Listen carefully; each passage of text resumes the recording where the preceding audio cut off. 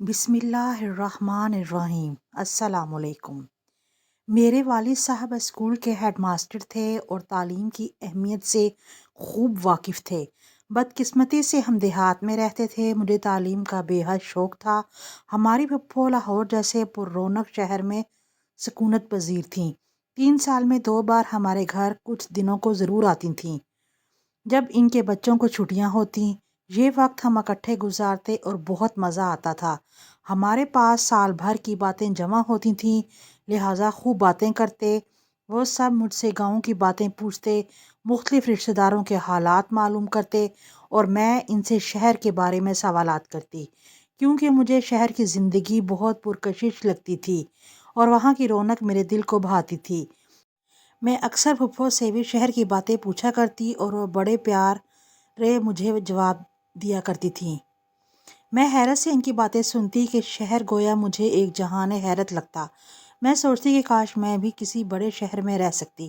پھپھو مجھے پیار کرتی تھیں، وہ مجھے اپنی بہو بنانا چاہتی تھیں، لیکن ان کا بیٹا فرحان جو انجینئرنگ کا طالب علم تھا ہمیشہ کہتا اماں مجھے تعلیم یافتہ لڑکی سے شادی کرنی ہے، جبکہ میں مڈل سے آگے نہ پڑھ سکی۔ پھپھو جانتی تھیں کہ فرحان مجھے ناپسند نہیں کرتا، لیکن جانتا ہے کہ ہمارے گاؤں میں مڈل سے آگے اسکول نہیں ہے، لہٰذا میں اس کی خواہش کے مطابق زیادہ تعلیم حاصل نہیں کر پاؤں گی۔ انہوں نے اس مسئلے کا یہ حل نکالا کہ ابو سے منوا لیا کہ مڈل پاس کر لینے کے بعد ہولا کو میرے پاس لاہور بھیج دیں تاکہ وہ مجھے آگے پڑھا سکیں۔ جب میں نے 8ویں جماعت پاس کر لی اور نمبر بھی اچھے آ گئے، پھپھو مجھے اپنے گھر لاہور لے آئیں۔ میں بہت خوش تھی۔ شہر میں رہنے کی میری دلی مراد بار آئی تھی۔ ایک تو فرحان کو پسند کرتی تھی، پھر لاہور جیسے شہر میں پڑھائی کا موقع ملا تھا جو کسی سنہری موقع سے کم نہیں تھا۔ پھپھو نے مجھے ایک اچھے گرلز ہائی اسکول میں داخل کروا دیا اور میں شوق و لگن سے پڑھنے لگی۔ جن دنوں میٹرک کے امتحان تھے میری ملاقات نادر سے ہوئی۔ پھپھو کے پڑوس میں اصغر صاحب رہتے تھے۔ نادر ان کا بھتیجا تھا اور وہ بھی رحیم یار خان کے ایک گاؤں سے پڑھنے لاہور آیا تھا۔ اس کے چچا یہاں پر ایک سرکاری محکمے میں ملازمت کرتے تھے۔ جب میں اسکول جاتی اور وہ بھی اپنے کالج جاتا تھا، ہم دونوں کے تعلیمی ادارے گھر سے بہت زیادہ دور نہ تھے۔ نادر کبھی اپنی موٹر بائیک پر اور کبھی پیدل جاتا۔ مجھے اکثر پھپھا اسکول پہنچا دیا کرتے تھے۔ پھپھو کا تبادلہ لاہور سے شیخو پورہ ہو گیا تو میں پیدل ہی اسکول جانے لگی۔ اب وہ مجھے روز اسکول پہنچنے نہیں جا سکتے تھے۔ ہمت کر کے اکیلی جانے لگی، کیونکہ 1 سال گزر جانے کے بعد رستے میرے لیے اجنبی نہ رہا تھا۔ روز رستے میں اپنے کالج جاتے ہوئے نادر دکھائی دے جاتا۔ وہ اجنبی نہ رہا۔ میں جان چکی تھی کہ ہمارے پڑوس میں رہتا ہے۔ اس کی چچی سے پھپھو کی اچھی سلام دعا تھی، اکثر یہ ایک دوسرے کے گھر آتی جاتی تھی، لہٰذا نادر سے مجھے کوئی اجنبیت محسوس نہ ہوتی۔ وہ بھی میری طرح تعلیم کا ریسہ تھا، میری طرح گاؤں کا رہنے والا، مگر حصول علم کی خاطر اپنے گھر سے دور رشتہ داروں کے گھر رہنے پر مجبور تھا۔ میرے اور اس کے مسائل تقریباً ایک جیسے تھے۔ ایک روز جب کہ میرا پیپر تھا اور پھپھا گھر پر موجود نہ تھے، پیدل اسکول جانے کو نکلی۔ اس دن بادل گھیرے ہوئے تھے۔ ابھی آدھا رستہ طے کیا ہوگا کہ زور و شور سے بادل گرجنے لگا، بجلی چمکنے لگی اور پھر آنن فانن موسلادھار بارش شروع ہو گئی۔ لاہور کا موسم ہی ایسا ہے، کبھی شدید ہبس اور گرم، پھر یکایک تیز بارش بھی ہو جاتی ہے۔ میں سر سے پاؤں تک بھیگ گئی اور ایک قدم چلنا دشوار ہو گیا۔ بارش چھاجوں برس رہی تھی۔ اب نہ میں آگے جا سکتی تھی اور نہ پیچھے کو پلٹ سکتی تھی۔ سالانہ پیپر تھا، لہٰذا پرچہ دینا بھی ضروری تھا۔ گھبرائی ہوئی ادھر ادھر دیکھتی فٹ پاؤں پر چلتی رہی۔ جب پانی ٹخنوں کو چھونے لگا تو ایک جگہ دیوار کے سائے میں رک گئی۔ اتنے میں ایک موٹر سائیکل آ کر میرے سامنے رکی۔ یہ نادر تھا۔ اس نے کہا آ جاؤ، میں تم کو اسکول چھوڑ دیتا ہوں۔ اندھا کیا چاہے 2 آنکھیں۔ اس وقت ایسی کمپلسری کی حالت میں تھی کہ شاید کوئی اجنبی بھی یہ پیشکش کرتا تو قبول کر لیتی۔ یہ تو پھر نادر تھا جس کو 1 سال سے جانتی تھی۔ وہ ایک شریف اور با اعتبار پڑوسی تھا۔ میں اس کی موٹر سائیکل پر بیٹھ گئی اور کہا شکریہ۔ نادر اگر تم نہ آتے تو جانے میرا کیا حال ہوتا۔ اس نے سوال کیا، اب گھر واپس جانا ہے یا اسکول جانا ہے؟ اسکول جانا ہے، کیونکہ آج ہمارا سالانہ پرچہ ہے۔ ممکن ہے کہ پرچہ ملتوی ہو گیا ہو۔ اگر ملتوی بھی ہو گیا ہو پھر بھی معلوم کرنا ضروری ہے، ایسا نہ ہو کہ میں پیپر دینے سے رہ جاؤں۔ میں نے جواب دیا، اچھا ٹھیک ہے، تم اسکول کے اندر جا کر معلوم کر لینا، پیپر ہو رہا ہے تو بیٹھ جانا، میں باہر انتظار کر لوں گا۔ کیا خبر اور کتنی بارش ہو، پھر تم واپس گھر کیسے جاؤ گی؟ اس نے کہا، ہاں ٹھیک ہے نادر، کیوں کہ پھپھا تو ملتان گئے ہیں اور فرحان گھر ہوتا ہی نہیں ہے۔ وہ پڑھائی کے سلسلے میں اسلام آباد میں رہتا ہے۔ گھر پر صرف پھپھو ہوتی ہیں جو اس موسم میں مجھے لینے نہیں آ سکتی۔ وہ بھی یقیناً ہمارے گھر آ کر ابو سے یہی کہیں گی کہ گل بدن کو اسکول سے لانا ہے۔ پڑوس میں وہ سب کی زیادہ اعتماد ہمارے گھر پر نہیں کرتی ہیں اور ہمارے گھر سے ان کے پرانے تعلقات ہیں۔ اس نے جواب دیا، سو بہتر ہے میں تم کو واپس گھر میں پہنچا دوں۔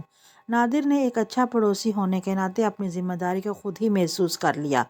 اسکول کے گیٹ کے پاس اتر کر میں نے اس سے کہا، نادر بھائی ایسا کرو، چند منٹ ٹھہر جاؤ، میں پتہ کر لوں، اگر پرچہ ملتوی نہیں ہوا تو پھر ابھی آ کر بتا جاتی ہوں، ورنہ واپس گھر تو جانا ہے۔ دوسری صورت میں بھی میں نے ہی تم کو گھر پہنچانا ہوگا۔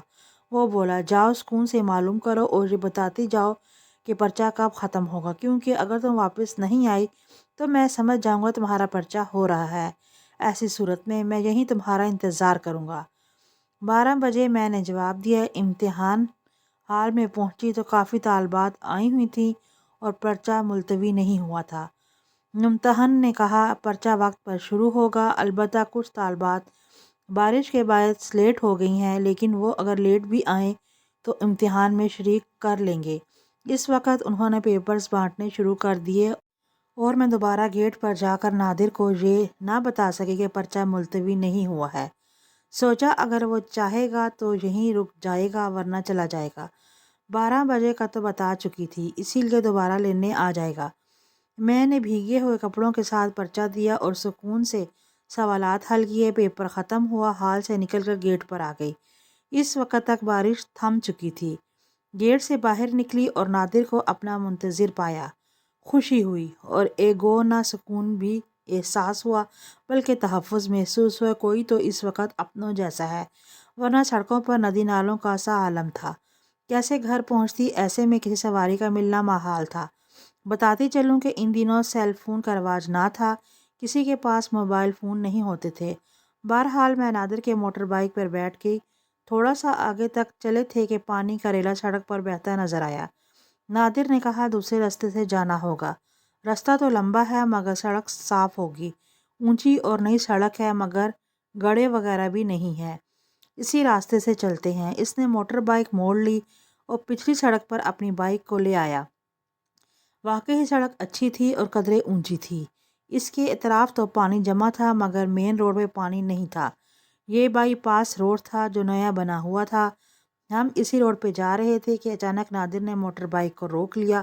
کہنے لگا، لگتا ہے پٹرول ختم ہونے والا ہے، ایسا کرو تم وہ سامنے پارک ہے وہاں بینچ پر بیٹھ کر میرا انتظار کرو، میں نزدیکی پٹرول پمپ سے پٹرول ڈال کر لاتا ہوں۔ ناچار میں پارک میں پہنچ کر بیٹھ گئی۔ میرے ہاتھ میں 2 کتابیں اور ایک رجسٹر تھا جس میں نوٹس لکھے ہوئے تھے۔ مجھے یہاں بیٹھے 15 منٹ گزر گئے مگر نادر نہیں آیا۔ تب میں بہت پریشان ہو گئی۔ ایک تو پرس میں اتنے پیسے نہ تھے کہ ٹیکسی لے کر گھر جاتی، پھر بائی پاس روڈ کے سامنے میں اس وقت پارک میں بیٹھی تھی جو گھر سے کافی دور تھا۔ ادھر کا راستہ مجھے نہیں آتا تھا۔ ڈر تھا کہ ابھی تو بارش تھمی ہوئی ہے، اگر دوبارہ برسنے لگی تو کیا کروں گی؟ خدا جانے نادر کیوں نہیں آیا۔ اسی پریشانی میں بیٹھی تھی کہ نادر آتا دکھائی دیا۔ میری جان میں جان آئی۔ خدا کا شکر ادا کیا کہ وہ آ گیا، اگر نہ آتا تو کیا کرتی؟ موٹر بائیک اس نے قریب کھڑی کر دی اور میرے پاس بینچ پر بیٹھ گیا۔ بولا، 2 منٹ سانس لے لوں تو چلتے ہیں۔ پھر اس نے جیب سے گرما گرم مونگ پھلیوں کا پیکٹ نکالا اور بولا، ایک پٹھان ریڑھی والا پٹرول پمپ کے پاس مونگ پھلیاں بیچ رہا تھا۔ جی چاہا کہ موسم کا لطف ان گرم مونگ پھلیوں کو کھا کر اٹھاؤں، تم بھی کھاؤ۔ اس نے پیکٹ میرے سامنے کر دیا۔ میں نے مٹھی بھر کے مونگ پھلی لے لی اور کھانے لگی۔ بھوک لگی تھی۔ اتنی دیر میں ایک لڑکا ہمارے پاس آیا۔ اس نے سامنے کی طرف اشارہ کیا کہ ادھر سے آیا ہوں۔ چائے پئیں گے صاحب؟ گرما گرم ہے۔ مجھے اور نادر کو کچھ سردی محسوس ہو رہی تھی۔ ہمارے کپڑے ابھی تک بھیگے ہوئے تھے۔ نادر نے کہا ہاں لے آؤ مگر جلدی سے۔ ابھی لایا صاحب۔ اس نے پارک کے کونے میں بنی ٹک شاپ کی جانب دوڑ لگا دی۔ واقعی وہ چند منٹوں میں چائے کی 2 گرما گرم چھوٹے سے ڈسپوزیبل گلاس لے آیا اور رقم لے کر چلتا بنا۔ ہم گھونٹ گھونٹ چائے پی رہے تھے اور ساتھ ساتھ مونگ پھلی بھی کھاتے جا رہے تھے۔ موسم بہت خوشگوار ہو چکا تھا۔ پودے پھول سب تر و تازہ اور بارش کے پانی سے نہائے ہوئے ہرے بھرے نکھرے عجیب بہار دے رہے تھے۔ میرے دل میں نادر کے لیے بھائیوں جیسا احترام تھا اور اس کی نیت میں کچھ میل نہ تھا۔ گھر سے کافی دور ایک ویران جگہ پر آ بیٹھے تھے۔ یہاں آ کر بیٹھنے کی ہماری کوئی پہلے سے پلاننگ نہ تھی، بس اتفاق تھا اور ہم بے خوف تھے۔ سڑک کے دونوں طرف درختوں کے خوبصورت جھنڈ تھے۔ زمین پر سبزہ بچھا ہوا تھا۔ یہ بڑا خوبصورت منظر تھا اور ہم دنیا مافیا سے بے خبر تھے۔ 400 موسم کا عجب نشہ پھیلا ہوا تھا۔ ہوش تو اس وقت آیا جب ایک پولیس والے نے ہماری پشت کی جانب سے ڈنڈا لوہے کے بینچ پر بجایا۔ ہم نے سر گھما کر اس کی طرف دیکھا۔ وہ غضبناک نگاہوں سے ہم کو گھور رہا تھا۔ تم لوگ کون ہو اور یہاں کس لیے بیٹھے ہو؟ ہم کیا جواب دیتے؟ گھبرا کر بینچ سے اٹھ کھڑے ہوئے۔ بتاؤ کون ہو تم اور اتنی بارش میں اس سنسان پارک میں کیا کرنے آئے تھے؟ میں نے ہلکلاتے ہوئے کہا۔ میرا سالانہ پرچہ تھا، اسی سے آگے کچھ نہ بول سکی۔ اسی لیے یہاں موسم کا لطف لے رہی ہو، یہاں بیٹھ کر سالانہ پرچہ دے رہی ہو؟ چلو تھانے۔ اور بھائی مسٹر تم کون ہو اس کے؟ یہ میری بہن ہے، بے اختیار نادر کے منہ سے نکلا۔ اچھا بہن ہے تو بہن کے ساتھ اس موسم میں یہاں مونگ پھلیاں کھانے آئے ہو؟ اس نے سیٹی بجائی۔ فوراً ہی اس کے 2-3 بھائی بند جو کہیں نزدیک ہی تھے ہمارے سروں پر آ پہنچے۔ انہوں نے ہم کو گھیر لیا۔ نادر نے کچھ کہنا چاہا تو بھی انہوں نے ہماری کوئی بات نہ سنی۔ ہمیں دھکیلتے ہوئے پارک سے سڑک پر لے آئے اور پولیس وین میں بٹھا دیا۔ نادر سے اس کی موٹر بائیک کی چابی بھی چھین لی۔ یا خدا، یہ کیا ہو گیا؟ کس جرم کی سزا مل رہی ہے؟ ہم نے تو کوئی گناہ نہ کیا تھا۔ سیر کرنے کو بھی گھر سے نہیں نکلے تھے، بس بارش کی ناگہانی آمد کی وجہ سے ایسا اتفاق ہو گیا۔ نادانی میں پارک میں بیٹھ گئے اور یہی ہمارا جرم تھا۔ تھانے میں موجود تھانے داروں نے طرح طرح کے سوالات کی بوچھاڑ کر دی اور تفتیش شروع ہو گئی۔ ظاہر ہے ہم بہن بھائی نہ تھے، پڑوسی تھے۔ مزید جھوٹ بول کر خود کو زیادہ مصیبت میں پھنسانا تھا۔ سب کچھ سچ سچ منو بیان کر دیا۔ تھانے دار نے اتنی مہربانی کی کہ میرے پھپھا اور نادر کے چچا کو ہم سے نمبر لے کر فون کر دیا۔ نادر کے چچا گھر پر تھے، ان کے پاس کار تھی، وہ پہلے پہنچ گئے جبکہ پھپھا 2 گھنٹے بعد آئے۔ اس دوران چچا نے کافی تھانے دار کی منت سماجت کی کیونکہ وہ جانتے تھے میں اچھی لڑکی ہوں اور واقعی سالانہ پرچے کے لیے گھر سے نکلی تھی۔ نادر کے پاس اپنے کالج کی کتابیں تھیں اور وہ بھی کالج جانے کو ہی گھر سے نکلا تھا۔ سب کچھ صاف و عیاں تھا، لیکن جس کا دن رات مجرموں سے سابقہ رہتا ہو، ان کے ذہن میں طرح طرح کی کہانیاں جنم لینے لگتی ہیں۔ ہم یہ ثابت کیسے کرتے کہ ہم دونوں پہلے سے کوئی تعلق نہیں ہے اور مخصوص موسم کی خرابی کے سبب یہ واقعہ اتفاقاً رونما ہوا ہے؟ پولیس انسپکٹر نے تو نادر کے چچا اور میرے پھپھا کو بھی غلط خدشات سے روشناس کرا کر ان کے دلوں میں شک و شبے کا بیج بو دیا کہ بھئی آپ بزرگ کیا جانیں آج کی نسل اور ان کی چالاکیوں کو۔ آپ نہیں سمجھ سکتے، یہ بزرگوں کو بیوقوف بنانے میں اپنا ثانی نہیں رکھتے۔ اس معاملے کو قطع ہلکا پھلکا نہ لیں۔ یہ امکان قوی موجود ہے کہ ان دونوں میں دوستانہ مراسم ہوں جن کی اجازت شرفا اپنے بچوں کو ہرگز نہیں دیا کرتے۔ چچا اور پھپھا انسپکٹر کی باتوں سے نادم تھے اور ان کے ذہنوں میں ہمارے لیے منفی سوچیں جنم لے رہی تھیں۔ تاہم گھرانے اور خاندان کی عزت کا سوال تھا۔ تھانے دار کی مقبول مٹھی گرم کی اور معاملہ رفع دفع کر کے ہم کو گھر لے آئے۔ اب ہم ایسے شرمندہ و نادم کہ جیسے سچ مچ ہم نے جان بوجھ کر پلاننگ سے سیر سپاٹے کا پروگرام بنایا ہو اور موسم کا لطف اٹھانے کے لیے بارش کو بہانہ بنا کر by pass road per park میں تنہائی سے لطف لینے کو جا بیٹھے تھے۔ اس ایک گمان سے ان کے دلوں میں ہزار شکوک ابھرنے لگے کہ نہ جانے کب سے یہ سلسلہ چل رہا تھا۔ ہم اپنی کیا صفائی دے سکتے تھے؟ نادر نے گردن جھکا رکھی تھی اور میری نظریں بس نہر بہتی رہ گئی تھیں۔ نیٹری کے پرچے ہو چکے تھے۔ پھپھا نے مجھے یہ کہہ کر واپس گاؤں بھجوا دیا کہ بیٹی اب تم کو مزید پڑھانا میرے بس میں نہیں۔ تمہارے پھپھا نے صاف کہہ دیا کہ میں کسی کی جوان بیٹی کی ذمہ داری نہیں اٹھا سکتا۔ یوں ایک ذرا سی غلطی سے میرا مستقبل تاریخ اور تعلیم کے دروازے ہمیشہ ہمیشہ کے لیے مجھ پر بند ہو گئے۔ جس کا آج تک دکھ ہے، فرحان کو پسند کرتی تھی، اس کی نہ ہو سکی اور گاؤں کے ایک دور کے رشتہ دار کے مڈل پاس بیٹے سے بیاہ دی گئی۔